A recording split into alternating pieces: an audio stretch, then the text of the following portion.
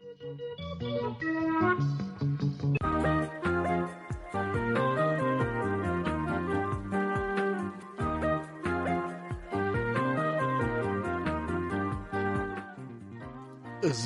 ኣብ ዋሽንግተን ዲሲ ዝርከብ ሬድዮ ድምፂ ኣሜሪካ እዩ። ኣብ 22 25 31 ሜትር ባንድ ከምኡውን ኣብ ፌስቡክ ምስ ዩቲዩብ ብቐጥታ ዝፍኖ ሬድዮ ድምፂ ኣሜሪካ ጀሚሩ።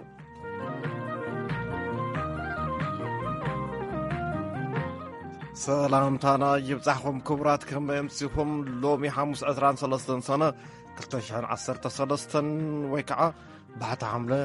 2021 እዩ። ዝተፈላለዩ መደባት ቀሪብናልኩም ኣለና። ዜና እዩ ዝቕድም። ድሕሪኡ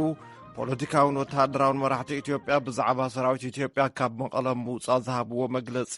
ዝተዳለወ ሪፖርት ክነቕድም ኢና። ከምኡውን ኣብ ትግራይ ትካላት ሕቡራት ሃገራት ከጓንፍ ንዝኽእል ሕማማት ዝሃብኦ መጠንቀቂ ክነስምዐኩም ኢና። ዜና ክነቕድም ካብ ተወልደ ወልደ ገብርኤል።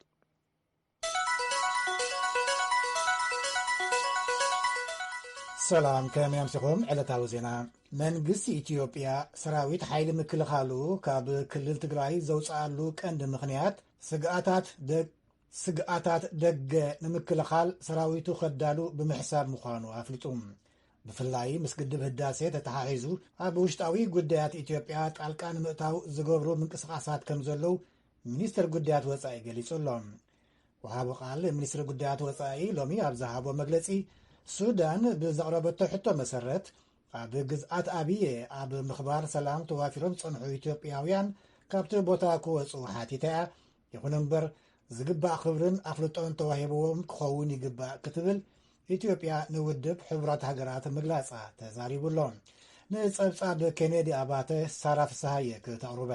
ወሃብ ቃል ሚኒስትር ጉዳያት ወፃኢ ኣምባሳደር ዲና ሙፍቲ ንዝተፈላለዩ ርእሰ ጉዳያት ኣመልኪቶም ሎሚ ኣብ ዝሃብዎ ሰሙናዊ መግለፂ መንግስቲ ኢትዮጵያ ዝኣወጆ ቤናዊ ምቁራፅ ተጻብኦን ሰራዊት ምክልኻል ካብ ክልል ትግራይ ክወፅእ ምግባሩን ኣመልኪቶም ተወሳኺ መብርሂ ሂቦም። ዕላማት ምቁራፅ ተጻብኦ ብዝምልከት ኣብ መላእ ዓለም ዝርከቡ ኢትዮጵያውያን ዲፕሎማሰኛታት መብርሂ ከም ዝተዋሃበን ብፍላይ መንግስቲ ሰራዊቱ ካብ ክልል ትግራይ ዘውፅኣሉ ዝተፈላለዩ ምኽንያታት እንተሃለውዎ እኳ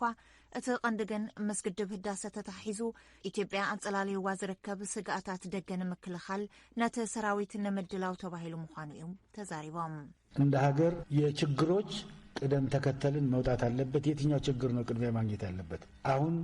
በህዳሴ ግድብ ምክንያት ኢትዮጵያ ላይ ተጋረጠች ከም ሃገር ካብቶም ዘለው ጸገማት ቅደም ሰዓብ ክወፅእ ይግባእ። ኣየናይ ከቀዳምነት ይወሃቦ ይበሃል። ብምኽንያት ግድብ ህዳሴ ኣብ ልዕሊ ኢትዮጵያ ኣንጸላልዩ ዝርከብ ስግኣት ደገ ኣሎ። ብፍላይ ካልኣይ ምምላእ ማየት ግድብ ንምትዕንቓፍ በዘቢሎም ድማ ኣብ ውሽጣዊ ጉዳያት ኢትዮጵያ ንምእታው ብዝተፈላለዩ መዳያት ዝግበሩ ፈተነታት ኣለው። ብቐንዱ ድማ ብዓረብ ሊግ እውን ዝረኣዩ ምንቅስቓሳት ኣሎ። መንግስቲ ኣየናይ ቀዳምነት ክወሃቦ ዝግባእ ዝብል ወሲዱ ሓይሊ ምክልኻልን ሓፈሻዊ ጸጥታ ዓቕሙን ብምጥንኻር ምናልባት ከጋጥም ይኽእል እዩ ንዝበሃል ጉዳይ ምድላው ኣድላይ ብምዃኑ እዩ እዚ ስጉምቲ ዝወሰደ እዮም ዝበሉ። ዋላ እኳ ሕወሓት ኣብ ዘውፅኦም መግለጽታቱ ሓይሊ ምክልኻል ኢትዮጵያ ተሳዒሩ ምውፁእ እንተገለጸ እውን መንግስቲ ብዝወሰዱ ፖለቲካዊ ውሳነ ምዃኑ እዮም ኣምባሳደር ዲና ሙፍቲ ግን ዝዛረቡ። እቲ ውሳነ እውን ካብ ዝተፈላለዩ ዓለም ለኸ ትካላትን ሃገራትን ናእዳ ከም ዝረኸበ ተዛሪቦም። በዚ ምኽንያት እውን ኣብ ልዕሊ ኢትዮጵያ ዝበጽሕ ዝነበረ ጽዕንቶ ከም ዝቕንስ እዮም ዝሓበሩ። ሳንክሽን ምናምን የሚባለው ነገር ከዚህ በኋላ እየሳስ ክልከላ ዝበሃል ነገር ካብ ብሕዚ እናቐነሰ እዩ ዝኸይድ። ኣብ ሕብረት ኣውሮጳን ካልኦት ከባብታት ባይቶ ጸጥታን ኣጀንዳታት እናሓዙ ዝኸዱ ኣይሰኣኑን። ይኹን እምበር ውሽጢ ኸይኣተው ተዘራሪቦም ጥራሕ እዮም ዝሓልፍዎ። ናብ ወሳኒ ዝኾኑ ነጥብታት ኣይሓልፉን። ኣብኡ እውን ዘተኣማምኑ ፈተውቲ ስለ ዘለውና እዙይ ኣይኸውንን ኢሎም ስለ ዝቃወሙ የትርፍዎ። እዚ ድማ ተወሳኺ ስለ ዝኸውን እቲ ጉዳይ ብኡ ይተርፍ ኢልካ ምግማት ይሓይሽ እዮም ዝበሉ። እቶም ኣምባሳደር ካልእ ኣብቲ መግለፂኦም ዘልዓልዎ ነጥቢ ኣብ ለቕቶ ምኽባር ሰላም ውድብ ሕቡራት ሃገራት ተዋፊሮም ኣብ ግዝኣት ኣብየ ዝነበሩ ሓይሊ ኣኽበርቲ ሰላም ኢትዮጵያ ካብቲ ቦታ ንኽወፁ ሱዳን ዘቕረበቶ ሕቶ ዝምልከት ምክትል ቀዳማይ ሚኒስትርን ሚኒስትር ጉዳያት ወፃኢን ደመቀ መኮንን ምስ ተወካሊ ሕቡራት ሃገራት ምዝርራቦምን እቲ ሓይሊ ክወፅእ እንተኾይኑ እውን ዝግባእ ክብርን ኣፍልጦን ተዋሂብዎ ክኸውን ከም ዝግባእ ምግላጾም ሓቢሮም። ሓደ ክብሉ ዝገለጽዎም ኣብ ትካላት ውድብ ሕቡራት ሃገራት ዝርከቡ ውልቀ ሰባት ካብ ኣሰራርሓ እቲ ትካል ወጻኢ ኣባላት ኣኽበርቲ ሰላም ኢትዮጵያ ንዓዶም ንኸይምለሱ ዕቑባ ክሓቱ ይደፋፍእዎም ምንባሮም ብምግላጽ ኣቶ ደመቀ መኮንነት ትካል ከም ዘፍለጥዎ ኣምባሳደር ዲና ሓቢሮም ኣብ ሱዳን ዳርፉር ኣብ ምኽባር ሰላም ሕቡራት ሃገራት ተዋፊሮም ዝነበሩ ልዕሊ 100 ዝኾኑ ኣኽበርቲ ሰላም ዕቑባ ሓቲቶም ናብ ሃገሮም ከይተመለሱ ምትራፎም ዝዝከር እዩ። ኣብ ስዑድ ዓረብ ኣብ ጸገም ወዲቖም ዝርከቡ ዜጋታት ዝምለሱሉ ኩነታት ብዝተዋደደ መልክዑ ይስራሓሉ ምህላውን ኣብ ዝሓለፉ 4 መዓልታት ጥራሕ ልዕሊ 9900 ዜጋታት ከም ዝተመልሱ ዝገለጹ ኣምባሳደር ዲና ሕጋዊ ፍቓድ ዘለዎም እውን ንኽምለሱ ምግባሮም ኣብ ልዕሊ ኢትዮጵያ ተደራራቢ ጸቕጢ ንምፍጣር ዝግበር ጻዕሪ እዩ ኢሎም ይቐኒልና ሳራ ኩነታት ክልል ትግራይ ኣዝዩ ከቢድን ክትግምቶ ዘይትኽእልን ምዃኑ ኣብቲ ቦታ ዘለዉ ብጾትና ይነግሩና ኣለዉ ኢሉ ወሃቢ ቃል ሕቡራት ሃገራት ስቴፈን ዱጃሪክ ሰራዊት ምክልኻል ኢትዮጵያ ካብ መቐለ ካብ ዝወፅእ ንድሓር እታ ከተማ ኣብ ትሕቲ ምሉእ ምቁፅጻር ሕወሓት ከም ዘላ እቲ ኩነታት ኣብ ዓዲ ግራት ዓድዋ ኣኽሱምን ሽረን እውን ከምኡ ምዃኑ ገሊጹሎም እቲ ኩነታት ኣብ መቐለ ብሓፈሹ ህዱእ እኳ እንተኾነ ኣብ ገለ ቦታታት እታ ክልል ግና ኩናት ቀፂሉ ከም ዘሎ ጸብጻባት ይመፁና ኣለዉ ኢሉ ወሃቢ ቃል ሕቡራት ሃገራት ኤሌክትሪክን ቴሌኮሙኒኬሽንን ኣብ ምልእቲ ትግራይ ምስ ተዓፀወ እዩ ዝበለ እቲ ወሃቢ ቃል ኣብ መቐለ ኣብ 2 ቀጽረታት ሕቡራት ሃገራት ከምኡውን ሓንቲ ኣብ ሽረ ጥራሕ ብሳተላይት ቴሌፎን ከምኡ ድማ ብቪሳት መራኸቢ ኢንተርነት ውሱን ርክብ ከም ዘሎ ሓቢሮም ኩሎም ወገናት እቲ ግጭት ንሲቪላት ክሕልውን ኣብ ውሽጢ እቲ ክልል ኮነ ናብቲ ክልል ንምእታው ንሰራሕተኛታት ሰብኣዊ ረድኤትን ቀረባትን ብዘይ ዕንቅፋት ናፃ መስመር ክኸፍቱን ይግባእ ኢሉ ኣስዒቦም ተወሰኽቲ ሰራሕተኛታትን ቀረባትን ናብ ትግራይ ከኣትውን ኤሌክትሪክን ቴሌፎንን ናብ ቦትኡ ክምለስን ከምኡ ኣብታ ክልል ካሽ ገንዘብን ነዳድን ክህሉ ህፁፅነት ዝሓትት እዩ ዝበለ ስቴፈን ዱጃሪክ ነቲ ኩነታት ብቐረባ ምክትታልና ክንቅጽል ኢና ዋና ጸሓፊ እቲ ኩናት ብቕጽበት ደው ክብልን ናብ ሰላማዊ ፍታሕ ስጉምትታት ክውሰድን ዘቕረቦ ጻውዒት ድማ ክነስምረሉ ንደሊ ኢሉ እቲ ወሃቢ ቃል ሕቡራት ሃገራት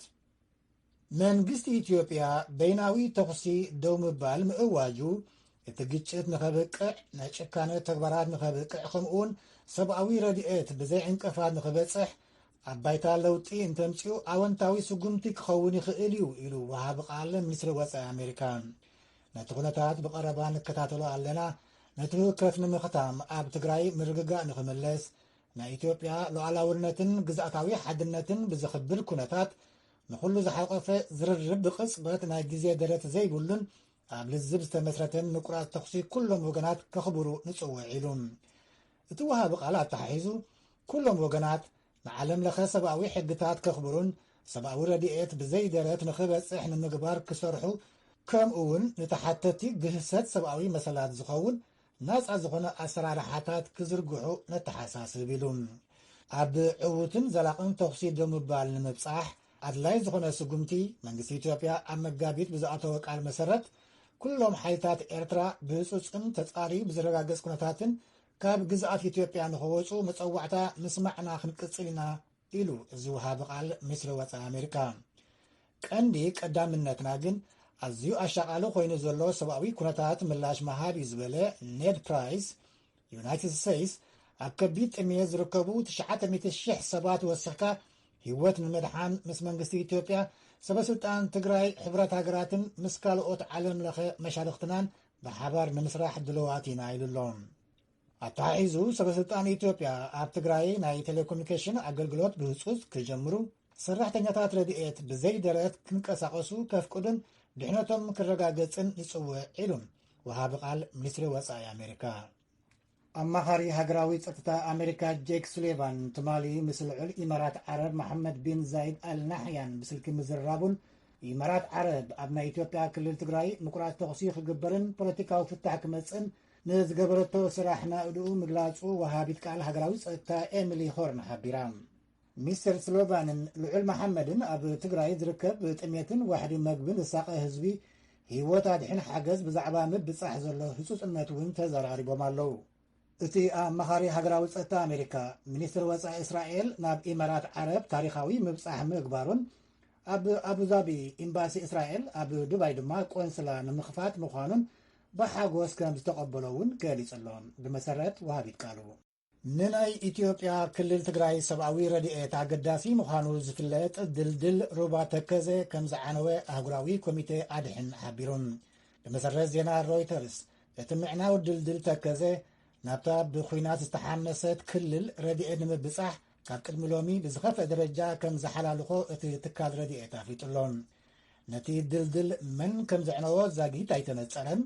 ወሃቢ ቃል ክልል ኣምሓራ ግዛቸው ሙሉነህ ነቲ ድልድል መን ከም ዘፍረሶ ክነጻርዮ ኢና ኢሉሎም። ወሃቢ ቃል ወታደራዊ ሓይሊ ኢትዮጵያ ኮሎኔል ጌትነት ኣዳነ ብወገኑ ብዛዕባኡ ሓበሬታ ኣለና ግን ኣብ ጋዜጣዊ መግለጺ ክግለጽ እዩ ምባሉ ኣሶሲየትድ ፕሬስ ሓቢሩሎም። ሰበ ስልጣን ኢትዮጵያን ጅቡትን ኣብ ክልል ሶማልያ ተራኺቦም ብዛዕባ ናብ ጅቡቲ ዝኣቱ ጽሩይ ማይ ዘትዮም። ሰበ ስልጣን ኢትዮጵያን ጅቡትን ኣብ ክልል ሶማልያ ዞባ ሲቲ ተራኺቦም ነቲ ካብ ኢትዮጵያ ዶብ ሰጊሩ ናብ ጅቡቲ ቀረብ ዝስተ ማይ ዘቕርብ ፕሮጀክት ተዓዚቦም ኣለዉ። ኣብቲ ፕሮጀክት ኣለዉ ዝበሃሉ ጉድለታት ዝገምገሙ ክኾኑ ከለዉ ሰብ ሃብቲ ጅቡቲ ኣብ ናይ ኢትዮጵያ ክልል ሶማሊ ወፍሪ ዝገብርሉ ዕድላት እውን ተማይጦም። እቲ ብቐዳማይ ሚኒስትር ጅቡቲ ዓብደልቃድር ካሚል ዝተመርሐ ጉጅለ ልኡኽ ጅቡቲ ምስ ምክትል ኣመሓዳሪ ክልል ሶማሊ ኢብራሂም ዑስማን ብምዃኖም ነቲ ፕሮጀክት ማይ ተዘዋቢሮም ተዓዚቦም። ኣቶ ኢብራሂም ዑስማን ኣብቲ እዋን ክዛረብ ከሎን ብመንገዲ ብኣየር ብንግዲ ብወደብ ብርክባት ህዝብን ካልኦትን ጥብቕ ዝበለ ምሕዝነት ዘለዎን ኢትዮጵያን ጅቡትን ብኢኮኖሚ ናይ ምትእስሳር ዕላማታት ካብ ዘለዎ ስራሓት ሓደ እዚ ናይ ማይ ፕሮጀክት እዩ ኢሉ ከም ጸብጻብ ኣዲስ ቸኮል ካብ ድሬዳዋ። ሃገራዊ ቦርዲ ምርጫ ኢትዮጵያ ብዝተፈላለዩ መሰናኽላት ግዝያዊ ውፅኢት ምርጫ ኣብ ውሽጢ 10 መዓልታት ከፍልጥ ከም ዘይከኣለ ኣፍሊጡ። ሓላፊት ቦርዲ ምርጫ ወይዘሪት ብርቱካን ሚደቅሳ ምኽንያት ምድንጓይ ቅሬታታት ፖለቲካዊ ፓርቲታት ናይ መጓዓዝያ ጸገማትን ውፅኢት ናይ ምርግጋጽ መስርሕን ምዃኑ ሓቢራላ። ንባይቶ ወከልቲ ኣብ ክልል ኦሮሚያ ብልጽግና ፓርቲ ዝሰዓረለን 8 ክልላት ምርጫን ኣብ ክልል ኣምሓራ ኣብን ዝሰዓረሉ ሓደ ምርጫን ውፅኢቱ ዕላዊ ምዃኑ እውን ኣፍሊጣላ። ብመሰረት ሕጊ ምርጫ ኣብ ውሽጢ 10 መዓልታት ቀዳማይ ውፅኢት ከፍልጥ እንተዘይክኢሉ ብመሰረት ሕጊ ኣብ ዝቕጽላ ተወሰኽቲ 10 መዓልታት ከፍልጥ ኣለዎም። እዚ ድምፂ ኣሜሪካ እዩ። ሰበ ስልጣን ሱዳን ናብ ዴሞክራሲን ምርጫን ገጾም ኣብ ዝንቀሳቐስሉ ዘሎ እዋን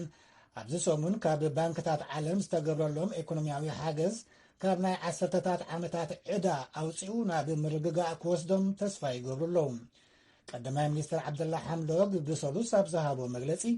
መንግስቲ ሱዳን ሕጂ ነቲ ምሕረት ዕዳ ከም ዝረኸቦን እቲ ሸኸም ኣብ ሓፂር እዋን ከም ዝቐለሉን ኣፍሊጡ። ኣህጉራዊ ማዕከን ገንዘብ ንሱዳን $50 ቢልዮን ዕዳ ክምሕራ ከሎ 2.4 ቢልዮን ድማ መዲቡላ ኣሎ። ብኻልእ ናይ ሱዳን ዜና ትማሊ ረቡዕ ኣብ ካርቱም ኣድማ ነይሩ። መሰጋገሪ መንግስቲ ስርሑ ከብቅዕን ሓድሽ ምርጫ ክግበርን ዝጽውዕ ኣድማ ሓይልታት ጸጥታ ሱዳን ዘንብዕ ጋዝ ይትኩስሎም ነይሮም። ፍሉይ ልኡኽ ሕብረት ኣፍሪቃ ንጉዳይ ኮቪድ-19 ንሕብረት ኤውሮጳ ወቒሱሎም ክታበት ክንዕድገሉ ንኽእል ፋብሪካታትኩም ክትከፍቱልና ኣይከኣልኩምን ብዝብል ስትሪቭ ማስዩዋ ኤውሮጳውያን ኣቕረብቲ ዕዳጋኹም ክፈቱልና ክታበት ክንገዝእ ዝብል መፀዋዕቲ ኣቕሪቡሎም። ምዚ ዝተሓሓዝ ኢትዮጵያን እስራኤልን ክታበት ኮቪድ ብሓባር ዘፍርያሉ ኣገባብ ተማይጠን። ብመሰረት ኣገልግሎት ዜና ፋና ሚኒስትር ጥዕና ኢትዮጵያ ልያ ታደሰን ኣብ ኢትዮጵያ ኣምባሳደር እስራኤል ኣለልኝ ኣድማሱን ምክትል ኣምባሳደሩ ኦያር ዳንኤልን ተራኺቦም ኣብ ዘፈር ጥዕና ብሓባር ዝሰርሕሉ ኣገባባት ዘትዮም። ኣብቲ እዋን ኢትዮጵያን እስራኤልን ክታበት ኮቪድ-19 ከፍርያሉ ዝኽእላ ህንፀት ዓቕሚ ሰብን ኢንቨስትመንትን ብዝምልከት ምዝትዮም ካብ ኤምባሲ እስራኤል ዝተረኽበ ሓበሬታ የመልክት ይብል ፋና። በዚ ድማ ዜና ተፈጺሙሎ።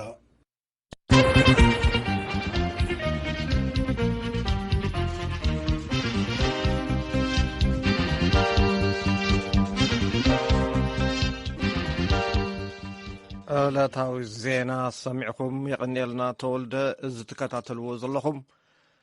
ቪኦኤ ሬድዮ ድምፂ ኣሜሪካ እዩ። ካብ ዋሽንግተን ዲሲ ድሕሪ ዜና ናብ ዘሎ ሪፖርት ክንሰግር ደጊም ኣብ ክልል ትግራይ ንዝፍጠር ጸገም ሓላፍነት ከም ዘይወስድ መንግስቲ ኢትዮጵያ ኣፍሊጡ። ኣብቲ ክልል ዝነበረ ሰራዊቱ ጠቕሊሉ ስለ ዝወፀ ኣብ ቀጻሊ ኣብቲ ክልል ንዝፍጠር ዝኾነ ዓይነት ኩነታት ዝሕተተሉ ሕወሓት እዩ እውን ይብል። ሰራዊት ኤርትራ ካብ ክልል ትግራይ ከም ዝወፀ ገለገለ ትካላት ገበርቲ ሰናይ ንሕወሓት ኣፅዋር የቐብሉ ምንባሮም ብምጥቃስ ምስ ትግራይ ዘዳው ኩሎም ከባቢታት ምዕፃዎምን ጽኑዕ ቁፅጥር ከም ዝግበረሎምን ዝገለጹ ድማ ሚኒስትር ዴታ ጉዳያት ወፃኢ ኢትዮጵያ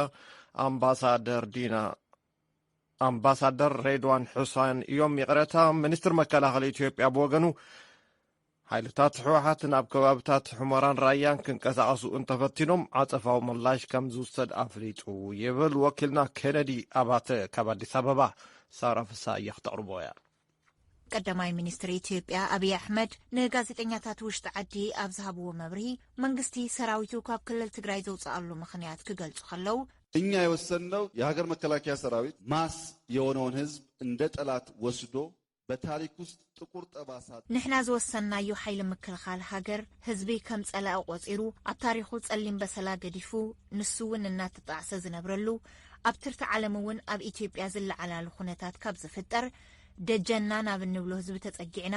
ከምቲ ዝተባህለ ነቲ ህዝቢ ናይ ጽሞና ግዜ ንሃቦ ኢልና ኢና ወሲና ካብ ሓደ ስጋብ ክልተ ወርሒ ኣብ ዘሎ እዋን ርግጸኛ እየ ክንሪኦ ኢና ጻዕርን ድኻምን መንግስትን ሓይሊ ምክልኻልን ከነስተብል ክንጅምር ኢና ዓመ ዘስከኣና ዝነበረ ነገር ሎሚ ኣየስከኣናን ሚሳይል ኮነ ካልኦት ኣጽዋራት ኣውፂናዮ ኣለና ምስኡውን ብተወሳኺ ብፍላይ ኣብ ዝኽረምቲ ቀዳምነት እንህቦ ካልእ ጉዳይ ስለ ዘለና ገንዘብና ሰብናን ዕጥቅናን ቆጢብና ናብቲ ቀንዲ ውራይና ጠመተተ ንገብር ይሓይሽ ብዝብል እዩ እዮም ዝበሉ መንግስቲ ኢትዮጵያ ኣብዚ እዋን ኣብ ትሕቲ ሓያሎ ጽዕንቶታት ምዃኑ ዝገለጹ እቶም ቀዳማይ ሚኒስትር መቐለ ኣብዚ እዋን ካብ ካልኦት ከባቢታት ኢትዮጵያ ብዝተፈለየ ምንጭ ስጋኣትና ኣይኮነትን ክብሉ ተዛሪቦም መቀሌን ትናንት መልቀቅ ስንጀምር በጣም ብዙ ሰዎች ተደናግጠዋል እናንተም ተደናግጣችኋል መቀሌ የዛሬ 7-8 ወር ስንሄድ የነበረው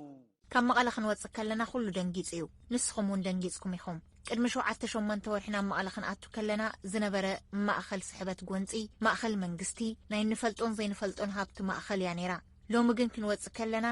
ኣብ ውሽጢ ተሰግሲጎም ዝሰርቁ ዝዘርፉ 80,000 ዝጽጉዑ ሰባት ካብ ምውሳኽ ወጻኢ ካብ ዓብይ ዓዲ ካብ ሸራሮን በሻሻን ዝፈልያ ነገር የለን ማእኸል ስሕበታ ስኢና እያ ኣብዚ እዋን ብዘሎ ኩነታት ብዓይኒ ሚሊተር ክረአ ከሎ ከምቲ ክንከይድ ከለና ዝነበረ ዘህንጥወና ነገር የለን እዮም ዝበሉ ከምኡውን መንግስቲ ኢትዮጵያ ዝኣወጆ ቤናዊ ምቁራጽ ተጻብኦን ሰራዊቱ ካብ ክልል ትግራይ ዘውፅኣሉን ምክንያት ዝምልከት ሚኒስትር ዴኤታ ጉዳያት ወጻኢ ኣምባሳደር ሬድዋን ሑሴንን ኣብ ሓይሊ ምክልኻል ኢትዮጵያ ተሓባባሪ ህንጸት ሰራዊት ሌተናል ጀነራል ባጫ ደበሌ ትማሊ መብርሂ ይቦምሉ እቲ ንኸባቢ 8 ኣዋርሕ ክካየድ ዝጸንሐ ጎንፂ ሕድሕድ ህይወት ብዙሓትን ብርክት ዝበሉ ንብረትን ከም ዘዕነወ ዝገለጹ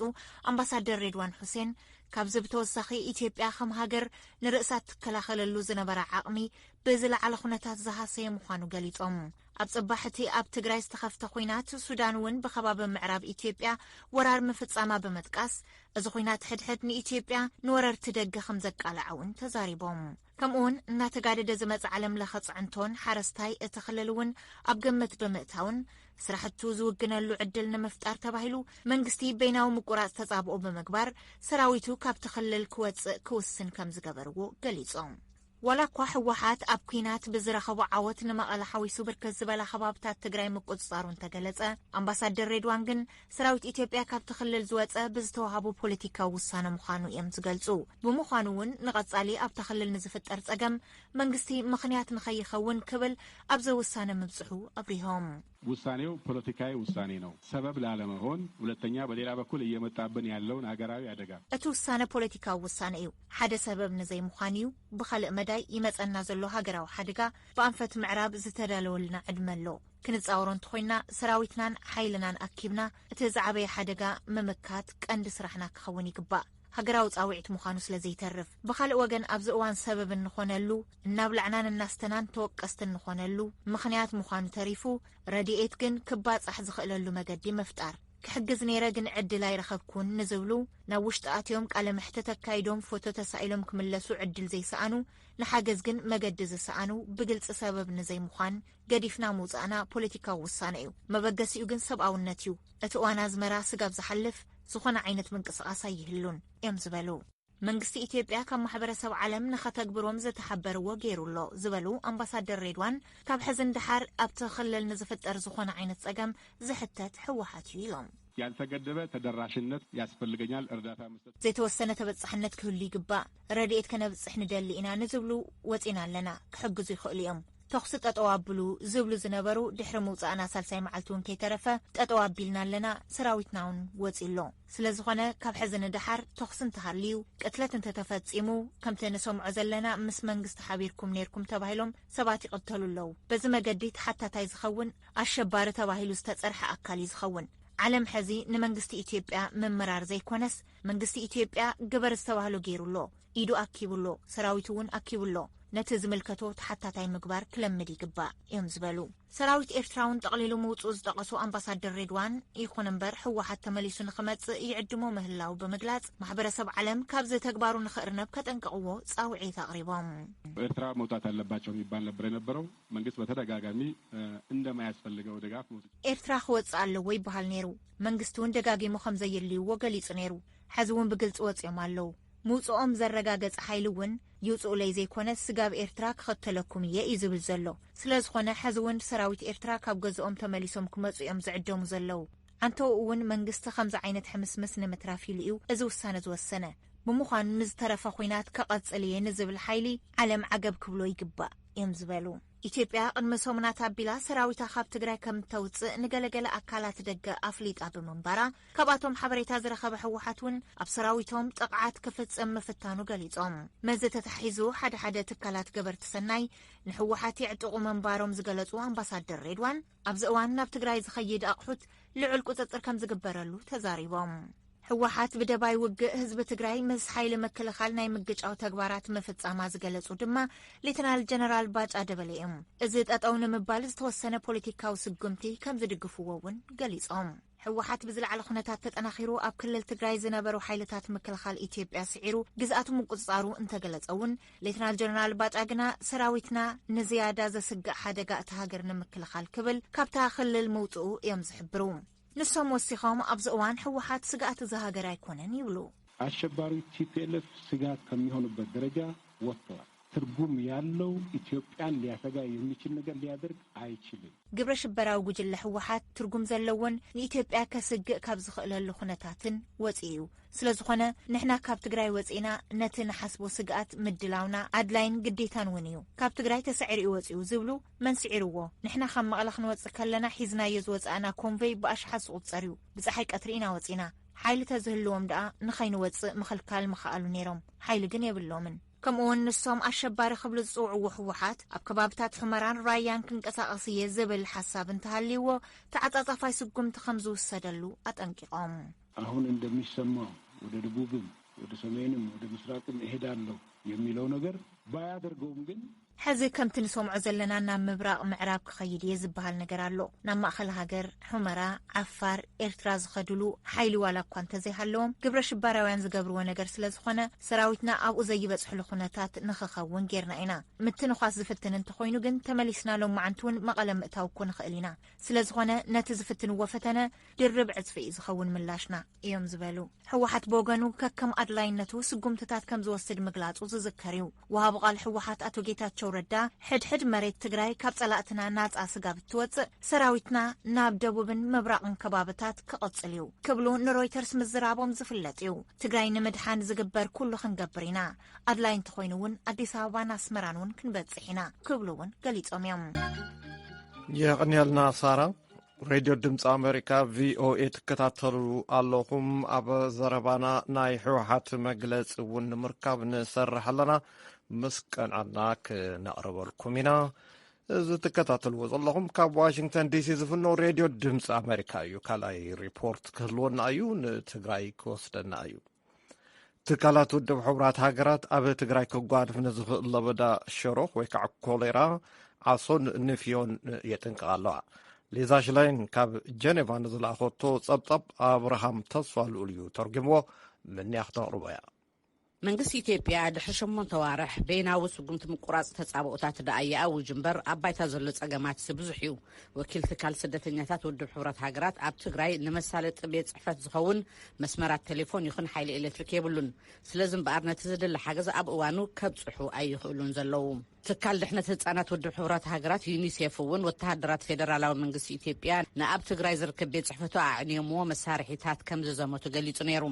ብሰንኪ ድማ ኣስታት 140,000 ዝበጽሑ ህጻናት ትግራይ ንዝኸፍአ ቅልውላው ዓጸቦ ተቓሊዖም ኣለዉ።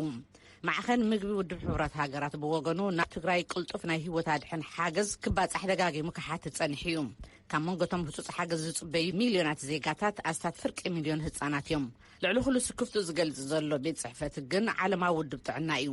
ትካልን መዋቕርን ጥዕና ትግራይ ፈጺሙ ስለ ዝዓነወን መስመራት ስለ ዝተዓጽወን ኣብ እዋን ሓደጋ ሓገዝ ንምብጻሕ ከም ዘይከኣል እቲ ትካል የመልክት ኣሎ። ወሃቢ ቃል ውድብ ጥዕና ዓለም ታሪክ ጀስራቪክ ከምዚ ይብሉ። We are obviously concerned about potential for cholera, measles and malaria outbreaks. ቀንዲ ሰሃሮና ከጓንፍ ንዝኽእል ለበዳ ሸሮኽ ኒፍዮን ዓሶን እዩ። ክልል ትግራይ ኣብ ቅናት መንንጃይትስ ማለት ሕማም አንቅፂ የሎ ፊቨር ወይ ከዓ ወይቦ ዝርከበሉ ስፍራ ስለ ዘላ ከዓ ካልእ ስክፍታ እዩ። ህዝቢ ግን ብዓብዩ ነት መሰረታዊ ቀረባት ጥዕናውን ክረክብ ስለ ዝጽገም ዘሎ ንሓደጋ ሞት ቁልዕ እዩ እዮም ዝበሉ። ድሕሪ ምእዋጅ በይናዊ ምቁራጽ ተጻብኦታት ኩናት ይቕጽል ኣሎ ዝበሉቶም ወሃቢ ቃል ትካል ውድብ ጥዕና ዓለም ዓቕምን ድሕነትን ኣባላቱን ምሕያል ይሰርሕ ከም ዘሎ ገሊጾም እቲ ትካል ዝከኣሎ ክገብር ዳኣቕርብነቱ የረጋግጽ እምበር መጠንቲ ዘንጸላሊ ዘሎ ሓደጋ ግን ልዕሊ ዓቕሚ ውድብ ጥዕና ዓለም ምዃኑ እቶም ወሃቢ ቃል ጠቒሶም Now with hospitals that are barely functioning, people being displaced and the looming famine, the risk of communicable and vaccine preventable diseases. ሆስፒታላት በትዝን ዓቕመን እኳ ኣብ ዘይሰርሓሉ ግዜ ህዝቢ ካብ መረበቱ ተመዛቢሉ ጥሜት ድማ ኣብ ዝረኣየሉ ዘሎ እዋን ብቐረባ ምክልኻሎም ዝከኣሉ ዝነበሩ ተመሓላለፍቲ ሕማማት እኳ ንምውጋዶም ኣጸጋሚ እዩ። ስእነት ዝስተ ጽሩይ ማይ ዋሕዲ መዕቆብ ንርኢ ኣለና። እዚኣቶም ድማ ንለበዳ ዘኽእሉ ባእታታት እዮም ኢሎም። ውድብ ጥዕና ዓለም ኣስታት 3.5 ሚልዮን ዜጋታት ሓደጋ ሕማም ሸሮኽ የንጸላልዎም ከም ዘሎ ይጠቅስ። ብቐንዱ እኳ ብዓጸቦ ዝተጠቕዑ ህጻናት ዝርከብዎም ኣስታት 6 ሚልዮን ዜጋታት ድማ ንለበዳ ዓሶ ቁልዓት ኣለዉ ይብል እቲ ትካል። በኣፍ ዝውሰድ ክታበት ኣንጻር ሸሮኽ ኣብ መፋርቕ ወርሒ ሰነ ዳ ይጀምር እምበር ኣስታት ፍርቂ ናይቲ ክበጽሖ ዝሓለኖ ብዝሒ ጥራሕ ይበጽሑ።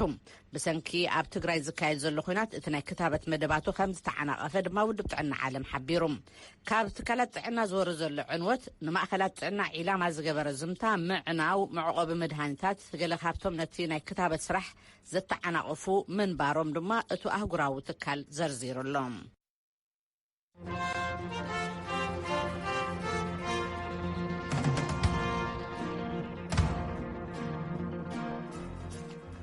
يغنيلنا منيان أبراهامن تكتاتلو زلهم كاب واشنطن دي سي زفنو راديو دمسي أمريكا يو نلومي سرع مدب نيرنا مدب من أسيات تاب إرتران learn.net مربب مهرو استسميت سوفتوير زسوحو ناتنائل هينوكن كروغل هينوكن أحواتي يوم دك 15 عامتن كنقرب موطينا نيرنا غزي حاصيرونا زقصل سومون كنقرب لكمنا خبرات مو مسانا صنيحهم سلاستخدمتكمنا كبرت يابلنا بዛ ሙዚቃ እዚኣ ክሰናበተኩም ደሓን ሕደሩ